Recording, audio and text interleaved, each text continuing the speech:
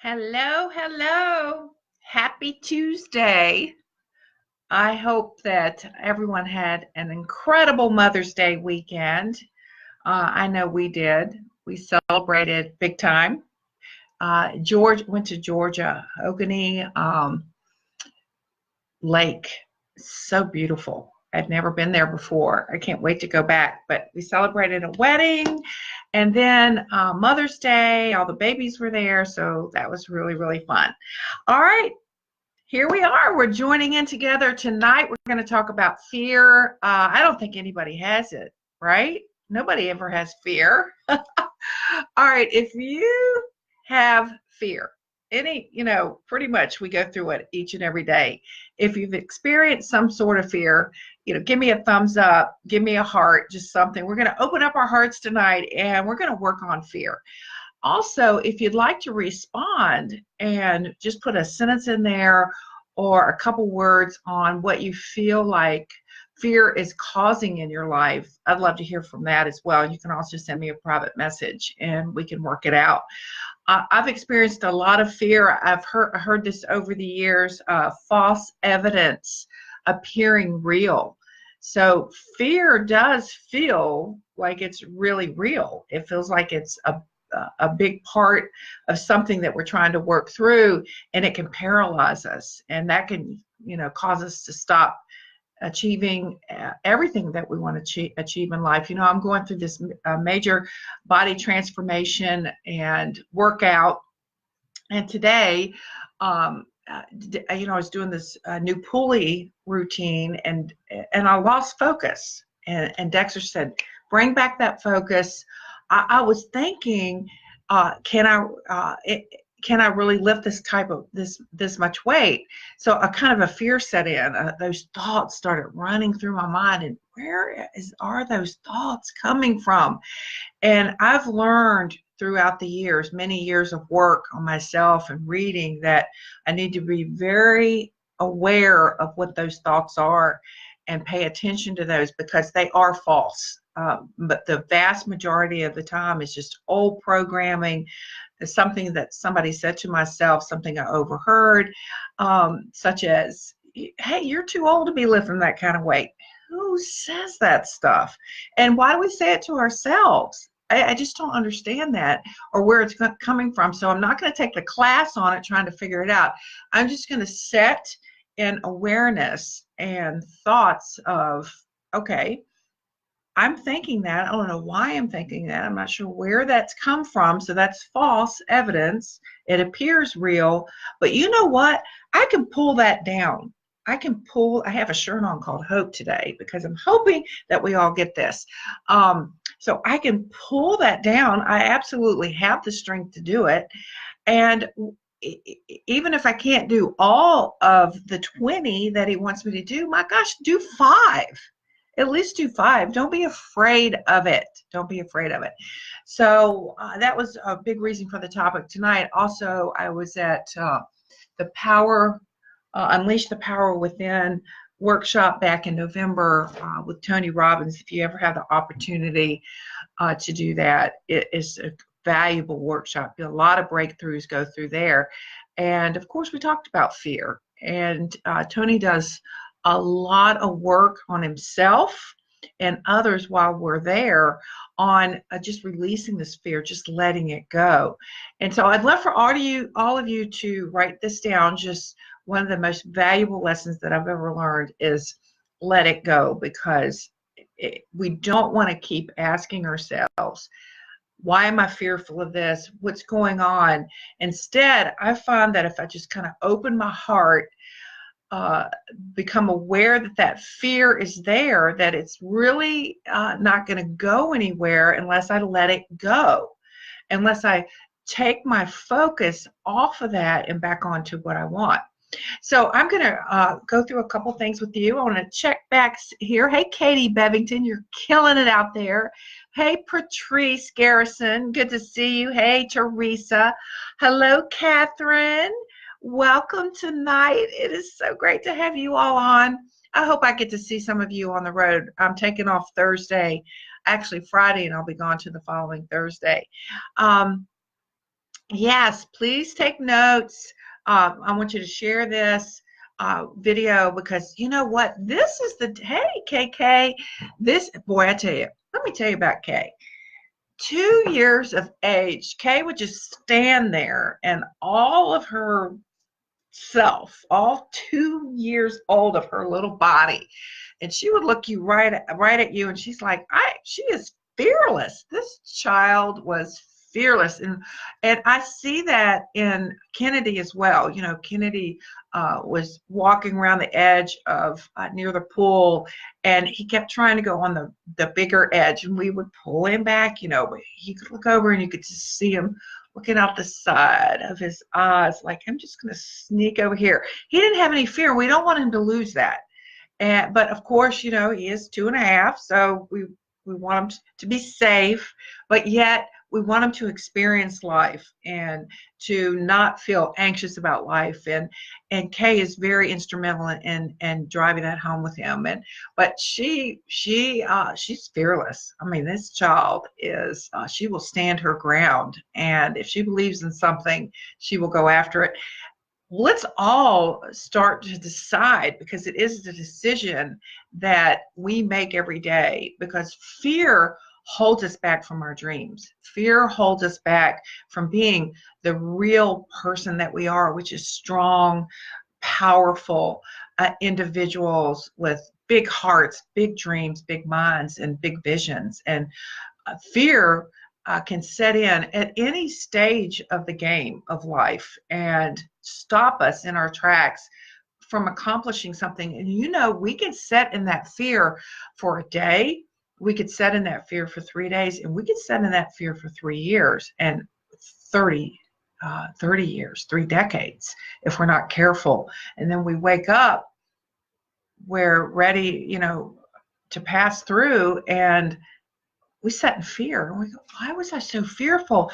And, you know, I read a book about what people that were getting ready to die, and this was so powerful for me, what they some of their last thoughts were. And that was one of the biggest ones was, why was I so fearful? What was I so afraid of? And if you think about it, it is false evidence. It's not even evidence. It's false. It's false information. So someone comes up to you and says something. It's usually their fear that they're putting on to you, and you buy into it. Like, you might ask them something like, hey, would you like to try my product, or would you like to take an opportunity to take a look at the opportunity? Well, that their fearfulness comes in, takes over, and come out at you like a roaring lion, which has nothing to do. All you asked them was an innocent question. Hey, want to try my new keto energy? I mean, who would want to try keto energy? Everybody wants to have more energy. They just don't know what it is yet. So here somebody says something, and then fear sets in, and you think the next 5,000 people you talk to are going to react to you the same way. And that's just not true. That is just not. That's just, but you know what? It gets in our mind, and I understand this, because I've sat in fear, for at times paralyzing fear. When I first started my business, I sat in fear for 6 months and didn't do a darn thing. I was worried about what everybody else was going to think, what everybody else was going to do, what everybody was thinking about me. Nobody's sitting around thinking about me. Nobody's sitting around going, oh, she's crazy. If they are, they're really kind of talking about themselves. They're thinking about all those fearful things that come up for themselves, because I notice I do that. I work on judgment every day. It is something that I strive not to be, but man, it'll come up like a roaring lion and can take over my brain if I'm not aware of that and try to stop it. So I'm going to give you some great things here. All right, if you've got some fear, write it down. Let me know. You can also private message me if it's something you don't want to say out loud. But sometimes when we just type it out, we're like, look at it later and go, why was I so fearful of that? it's a big, big topic. It's one that's really close to my heart because I want all of you. There's nothing I want more or desire more for all of us to be successful, whatever that success is for us, however we define it. And so we don't want to lock in on that fear. Let me see. I think somebody wrote something here. I need this. Oh, well, welcome, Carmen. Yes, sometimes people want to bring you down, but I am putting my walls up. I am no longer fearing them. You know what? Can I just twist that around a little bit, Carmen? Don't put any walls up. You know what? Open up. Open up. Open up every aspect of you. Just be open and allow whatever comes to come because you can handle it, Carmen. You can handle it. And when you decide to do that, guess what happens? Less people confront you. Less people are ornery. Less people say fearful things or lack things to you when you decide, hey, yeah, I can take this. You know, I can lift those weights. I can pull them down, and I'll do as many as I can. So don't put the wall up. Let it break free. Let it go. Open up endless possibilities. And if somebody is coming at you and causes that fear to rise up in you, just pay attention to it. Pay attention to it. And a lot of times I'll talk to it. I'll say, fear, I can feel you. I can sense you tapping on me. Why don't you go over there and sit? Because you know what? I've got to go over here and do something. I've got to go over here and do something. This is going to help me build my dreams. All right. So here's 5 little awesome tips for you. Now, here's number 1. And these are 5 tips to allowing fear not to control you. Now, number 1, all right, write this down. Determine if your goal, your dream, your desire, is it a must? Is it a must? I had a great message this morning from Carla Burns. I loved it. She's going to kill me for saying this. But Carla wants to go to $1 million a month. Carla wants to go to $1 million a month, and she's not afraid of it. She is not afraid of it. So she was asking me a couple questions. She can do it. She can do it. So what rises up when you think about your goal, your dream, your desire, and it's a must? I mean, you must do it. You must. I must have this. It is such a strong must that nothing will do other than I've got to have this. This is what I want in my life. I'm going to have this. This is mine. I claim it. I own it. I know it. I must have it. All right, so it must be that strong in your life. You know what? When I discovered that crazy rap, I had to get it out. I had to tell the world. There was no holding that back. I had to let people know what I had my hands on. It was a must in my life, and it still is. It's still a big must. I mean, I go out there all day long and nobody still has heard of us. And so I'm not in fear of what they'll say. I'm in, the only fear that'll creep up with me is I miss somebody. Hey, that's a pretty good fear that I might miss somebody. Think about that if you twisted that around a little bit. You know, a lot of it is just our perspective. All right, so ask yourself what it will cost if you do not push past your fear. What's it going to cost you? Are you going to wake up in 5 years from now and be doing the same thing that you're doing? Or are you going to move forward? If you set back in fear, and that should be a fear that gets you moving and not paralyzing. So what's your must? Define it. I must have this for my family. I must have this for me. It is a must. It is going to happen no matter what. All right, so all right, ask yourself what it will cost if you do not push past your fear. That's very, very important. Now, number 2, let me go on through here. Recognize your excuses. All right, so, you know, we're working out this morning and we're getting ready to do ab work. And oh gosh, does anybody out there like ab work? I mean, it's ab work it's hard. It's hard. You know, when you're doing mountain climbers, is there anybody in the world that likes mountain climbers? I can't imagine anybody really liking them. Planks. How about planks? How about planks? Planks or mountain climbers? They're tough. All right, so we were doing that. We got through it, 3 sets. Oh my gosh, it was killer, but we were so proud of ourselves. And so Dexter was saying, who's our trainer, he said, you won't believe all the excuses that I get when we start this type of routine. I get, oh, I have intestinal problems. I don't want to do that because I have intestinal problems. Or I'm too old. I'm too old. I don't have the strength to do that. You build up to that. You might only can do a plank for 10 seconds, and then you get to 20, and then you get to 30. I mean, I couldn't do planks in the beginning, and I'm just now really starting to be able to do them. And then mountain climbers, they still make me want to throw up. But I do them because guess what? They're good after they're over. They're really good for ab workout. And who doesn't want great abs? I do, because I love to do my mountain climbers and my planks, and then I go put on my wrap, and I just take it to a whole nother level. All right, so recognize the excuses.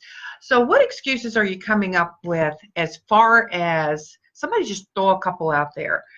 You've got your must, you've got your goal, you've got your why, and then you've got an excuse. It could just be, I've got 5 kids. Well, I know people that have 8, and they're after their business, after their life. I am a single mom. Well, I know I could just single mom that's killing it out there, that's really going after it. They're utilizing that single mom part of their life as a must. I must do this for myself and my children. I want more for them. And so we can turn some of these excuses, almost all of them, and reverse them and use them as fuel for our fire to get to that must. So really think about that. When the excuses start to come up, pay attention to them. Really pay attention and look at, well, why do I think that? I'll never forget Cammie Dempsey telling me she was too young and too skinny to do the business. Now, in her mind, that was truth. Cammie was young and Cammie was skinny. But that's not an excuse, really. That is fear. Because if you're young and skinny, go after it. I mean, you're young and skinny. If you're old and out of shape, go after it. Build a story around that. Take that, hey, I'm young and skinny, and I'm going to go after this business. I'm going to get as healthy as I can. I'm going to take the greens. I'm going to follow the keto. I'm going to use the energy. I'm going to wrap. I want to continue to look young. And if you feel old and out of shape, come on, join me. I feel old and out of shape, and I don't feel that way anymore. So you can join me. I mean, any excuse will do, but it doesn't do. That's the thing. It just keeps us stuck, and our must never happens, and that's not what we want. We want our must to happen. So recognize them. Recognize those excuses. A lot of people say I don't have the money. You know what? We come up with the money. We all pretty much do what we want, and if we want it bad enough, we go find it. We literally, I've known people to sell their furniture, clothing, have a yard sale, do whatever it takes to get the money to do whatever they want, such as coming to conference or coming to see us at a boot camp or a green carpet and experience time with us. And if you want it, you will do whatever it takes to get there. Because I've done it too, and I know what it's like to feel like I didn't have the resources, but then when I made it a must and got over my excuses, the resources came. The thought, oh, go do this, that came, and that made it happen. All right, number 3, adopt a growth mindset. I love this. Adopt a growth mindset. All right, what does that mean?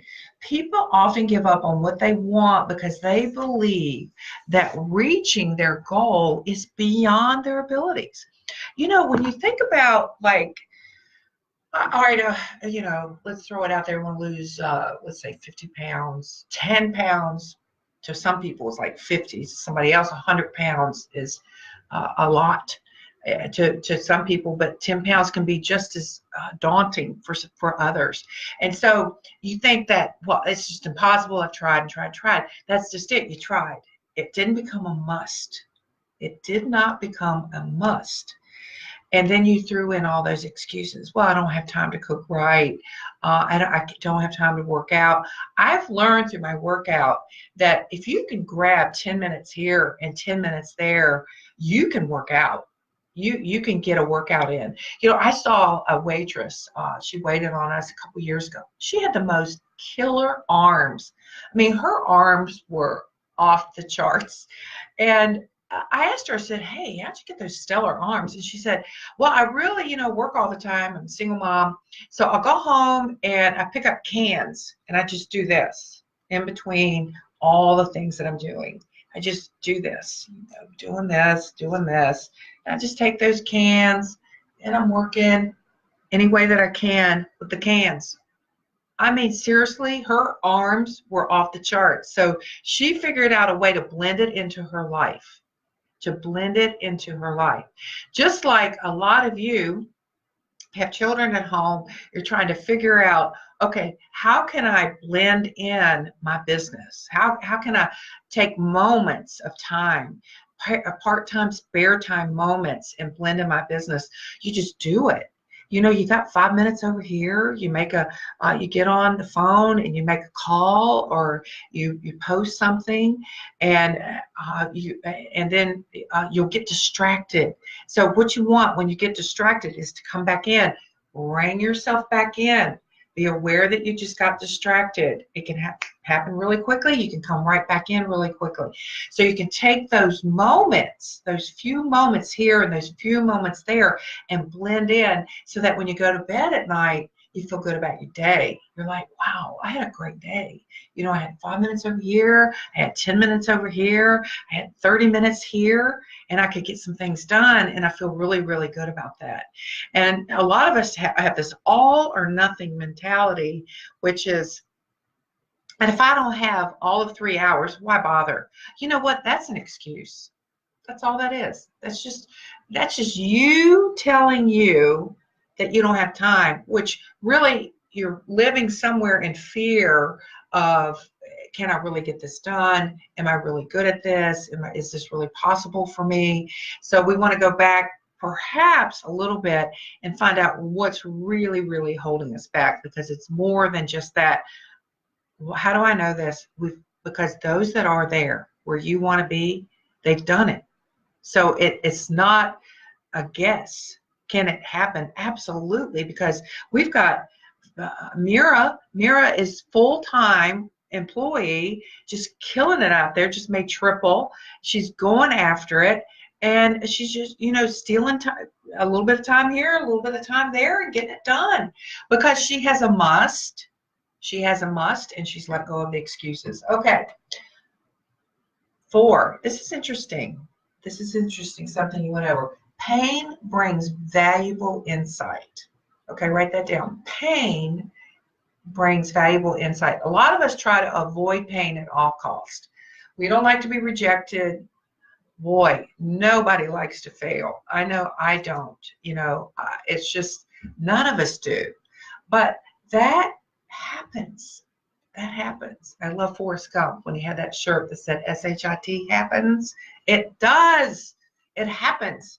And it can happen like the day you start a business. It can happen like your first day back from being married. Something can happen, a disappointment, a failure, rejection. It hurts. I'm not going to deny that it doesn't hurt.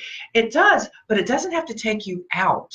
It doesn't have to take you out of the game of life or whatever you want.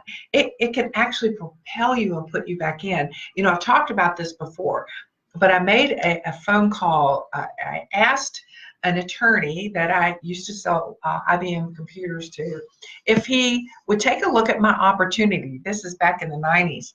And do you know when I called him, he actually threw the phone across the room. He threw it and broke it. I mean, I heard just, and then the phone went dead. So I called back and I talked to her secretary and I said, did he throw the phone? And she goes, yeah, well, what did you ask him? And I said, oh, never mind. Do you know that For most of us, that would have taken us out. Boy, that propelled me forward. I'm like, I am going to so do this in such a big way. I didn't let it disappoint me. I didn't let it discourage me. Did it hurt? Yeah, it hurt that he threw the phone. I thought we had a better relationship than that. At least he could have had the guts to tell me that he wasn't interested. But no, he got so mad that I had the guts to even call him. And then later, about, I don't know, maybe 15 minutes, 15 years later, I saw him out. And I went over and sat beside him at a restaurant and told him that he was one of the big reasons I was so successful, because he threw that phone. And instead of crushing me, it propelled me and inspired me to do more. So I look at things a lot different. I am kind of have a Pollyanna attitude about life. And because, listen, I want to have fun. You know, I want to enjoy what I'm doing. I know that people sometimes, when you talk to them for the first time or you're asking them a question, they could have had a really bad day. You know, they could be in a really bad mood. Something crappy could have just happened to them, and you caught them at the wrong time. And that's pretty how forgiving I am, because I'm thinking, wow, they're in a really bad mood. I just need to go away. You know, I've had the hand in the face when I've handed out cards, when I've asked people questions, and I just kind of back up and move on, because that is not a person that at that moment that I need to try to coax into anything. I just need to move on, because I want to stay in the high energy, open heart, loving place, so I can get my must done, whatever my must is. Okay. So remember, we're built to adapt. We are. Watch the little ones. You tell them no, they're just off going and do something else. You know, Kennedy's at the pool the other day, and she was so cute. This little girl, she had everything. She had everything in pink and blue and turquoise and all that. She had the shovel, the bucket, all the toys. You know, Kennedy just shows up in Kennedyville with all of us, and she wasn't sharing anything. I mean, nope, mine. So he would go up, he'd take the shovel, she'd come take it out. You know, he'd go get the bucket and fill it up with water and put it down. She would take that, she'd put everything in her arms. And he just like looked at her and just kept going. I love that about him. He didn't get wigged out. He didn't feel rejected. He's like, I'm moving on. And he just goes scooting on down around the pool. And I thought, why aren't we all like that? We were at some point. Or are you going mine, and taking everything real personal and feeling like you're rejected if somebody says, no, you can't have that? I mean, we really need to think about that. What is holding us back? It's what's going on up here. And these are typically past thoughts, rejections that we've had. And we just, you know, I call it just growing up and maturing and understanding that for the most part, everybody out there is really, really cool. They really are. And most people really want to help us. We just might be capturing them at the wrong time, or really they're just ornery and we want to just keep moving on. All right, number 5.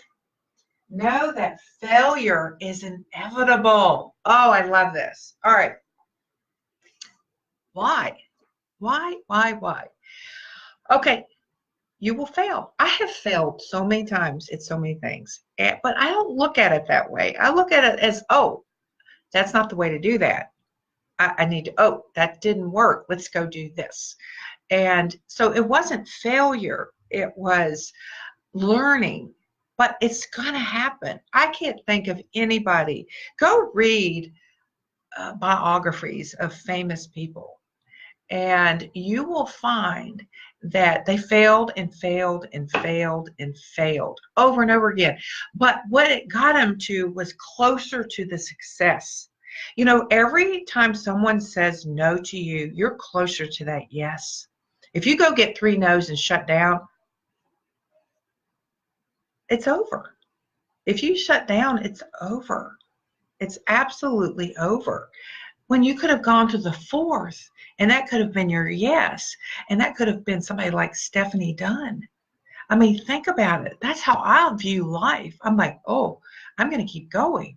Oh, I'm going to keep, I'm going to keep asking because I'll take a 1,000 no's. And just like Colonel Saunders of KFC, over 1,000 no's to his recipe. And then somebody finally says yes. And look, they're all over the world. I don't eat there, but they're all over the world. And people love it. They love his chicken. So doesn't mean everybody has to like his chicken. But there's enough people that like it and love it that he's all over the freaking world. So 1,000 no's. Would you take 1,000 no's to get to your must? That's your question. All right, let me stop here for a minute because we're right at 7. My fear is letting people down. That is my best isn't good enough. God is working with me on climbing over that fear, but it's been in my whole life. It's a toughie. Beth Anna, guess what? You can't let anybody down. If you're working and you're showing up and you feel like, all right, at this moment in time, I did the best that I possibly could. That's what you have to ask yourself. At this moment in time, did I do the best that I possibly could? And I'm sure that you will hear yes. And the only way that you're going to get better and better at everything that you do is by continuing to do it. You're not going to let anybody down. Don't think that you're going to let us down, your upline down, your downline, your sideline, your family. If you keep going, you're going to be just fine. All right, Tavia, you say that you have no time. Well, that's an excuse. That's a big excuse. I use that for working out for a long time. I said, I'm traveling all the time. Like I leave Friday, I'm going to be back next Thursday. I'm taking my workout clothes. If I have to get up at 4 in the morning, I'm going to get it done. And I'm going to make time. So it's deciding what your must is, and then the time you will make. You will hold yourself accountable. We all have the same 24 hours in the day. Nobody is given, God did not give me an extra hour over everybody else. And I have just as big a job, just as big a family, just as big as commitments as everyone else. So I decide what my musts are, what must I really want, what are my desires, my goals, my dreams, my visions, and I categorize those. You can make time for this. For your life, or you're going to be scrounging around for time for decades, and you're just going to use that excuse over and over again. Not buying it. I'm not buying it. You got this, girl. When my husband goes to work, I have to go back to bed. That's my excuse. Oh, Teresa. Hey, at least you wrote it down. All right, Teresa, no more going back to bed. Just stay up. If you keep going, go drink your keto coffee. Keep going. Oh my gosh, Carmen, I don't like bothering people. Why do you think you're bothering people?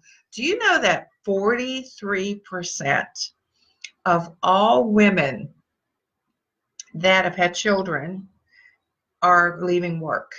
43%. Do you know what they want? They want something like what we have. They're looking for it. So don't feel like you're bothering anybody. Carmen, that is just another excuse. If your must is really, really strong for you, you will feel like, I got to talk to people. People want to hear this. Now, if you get the no's like we talked about earlier, that's fine. But you're not bothering. Did the person that talked to you about this, did they bother you? Did you feel like you were bothered? And I very seriously doubt it. When people are ready for this, they're praying for it. They're asking for it to come in. So don't feel like you're bothering people. Work on that. That is not truth. That's just an excuse. All right, Crystal says she's being shy. All right, Crystal, I could count on every finger toe, all over, everybody in the house, how many people feel shy. I remember being so shy that I couldn't look up. And then one day I decided I'm just not going to be shy anymore. I can't get to where I want to go if I'm being shy. So it's probably something someone called you as you were growing up that you were shy. But look at you on this live saying being shy. A really, really strong shy person probably wouldn't have even written that. I don't buy it. I think that there's a lot of strength in you, and I think you're going to be just fine. So what I would do is build that into your story. Build that. I love it. You know, Carla Burns is, she will tell you she was one of the most shy girls. The first time we ever did a workshop together, she was talking products. I was doing opportunity. Do you know that she had the whiteboard was up, and she was writing on it, but she was hiding behind it like this, and she was writing. And I went up and moved her out front and stood right beside of her and held her while she continued and made it through. And now look at her. She stands on stage in front of 15,000 people. So she worked through that. And the way that you work through that is every day just do something that takes you just a step out of that shyness comfort zone, because shyness is a comfort zone. Did you know that? It keeps you from doing things that you really, really want to do. So you really want to work on that. And I hope that you do. I really, really do. Build it into your story. All right. Let's see what else we have here. 15 minutes of workout in AM and PM is all it takes. You got it, Wendy. You got it, Wendy. All right. Let's see. I think that, let me see if there's anything else I want to say here. All right, I want to close with this. In your mind, if you have no choice but to succeed, okay? In your mind, if you have no choice but to succeed, if achieving your goal is an absolute must, then nothing else matters. Isn't that great? So tonight, what is your must? What is your absolute must? What are you looking for? What do you want? That's the big question. And it goes back to what I said last week. It goes right into your why, and then the how takes care of itself. You will break through your shyness. You'll break through going back to bed when your husband leaves the house. You will be so excited that he left the house that you can get to work. You know, I know people that are doing 6 a.m. power hours. 6 a.m. Do you know how much you could get done with your husband being gone out of the house? You could get so much done and feel so good about yourself. So get up, get moving, get things done. Make your must an absolute gotta have it. Gotta have it, gotta have it, gotta have it. Make it that way in your life. And you know what? We're going to see it all come true. So love that you joined with me tonight. If you've got something you really, really want to share, just message me, because we're here to help. We are here to help. We want you to overcome all of these fears and all of these excuses so that your must becomes that dream that you want, and is that vision that you want. So love all of you so, so much. I'll talk to you next week. Bye, everyone. Have a great week.